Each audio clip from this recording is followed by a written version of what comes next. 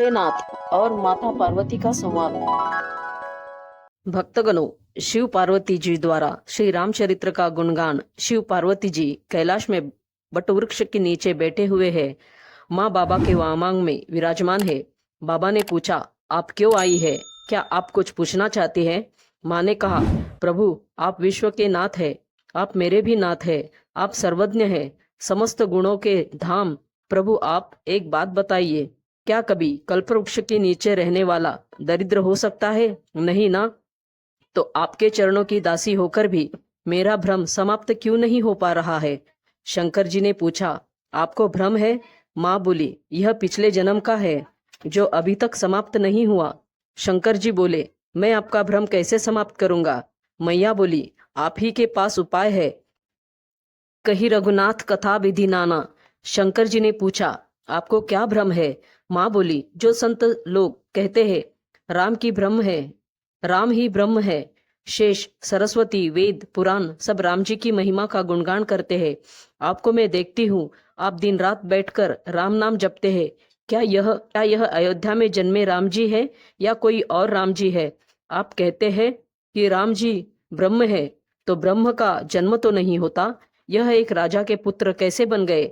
और राजा के पुत्र है तो जन्म लेने वाले पुत्र को आप ब्रह्म क्यों बता रहे हैं? देखी चरित महिमा सुनत भ्रमति बुद्धि अति मोरी। माँ ने रामचरित्र और सारी लीला पूछी। प्रभु, आप तीनों लोकों के गुरु हैं, मुझे पूछने में और कुछ छूट गया हो तो यह आप बता दीजिए। श्री रघुनाथ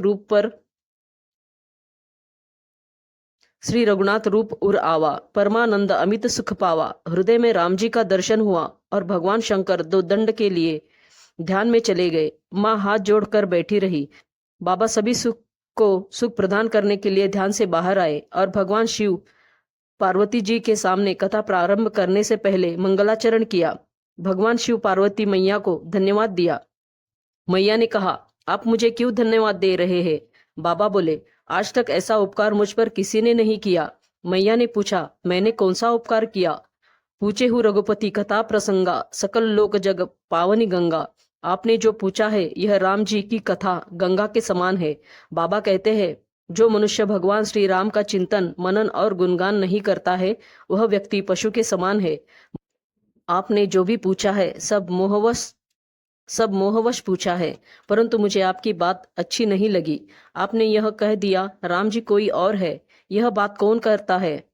जो पाखंडी है, जिसको सत्य सत्य का ज्ञान नहीं है, जो धर्म के विमुख हो चुका है, वह कह सकता है राम जी कौन है। आपने पूछा शगुन और निर्गुण, भगवान कौन है? देवी यह एक ही है, सगुन ही अगुण ही नहीं, कुछ भेदा। गावही मुनि पुराण बुध बेधा। भगवान भक्त के प्रेम बस निर्गुण से सगुण होते हैं। बाबा कहते हैं, राम ही केवल प्रेम के प्यारा, ज्ञानी लेऊ जो ज्ञान निहारा। राम जी को केवल प्रेम प्रिया है। बाबा ने कहा, देवी भगवान के स्वरूप को कोई नहीं जानता, वेद अपने अनुसार कहते हैं। महाराज दशरथ के आंगन में खेलने वाले बालक श्री राम ही भगवान है। माता ने पूछा, राम जी मनुष्य रूप में कब आते हैं?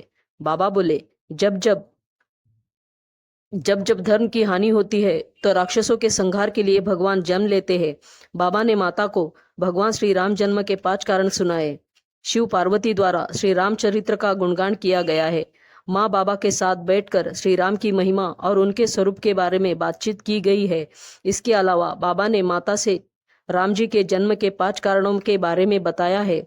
1. शिव पार्वती जी ने क्यों कैलाश पर्वत पर बैठकर बाबा से बातचीत की?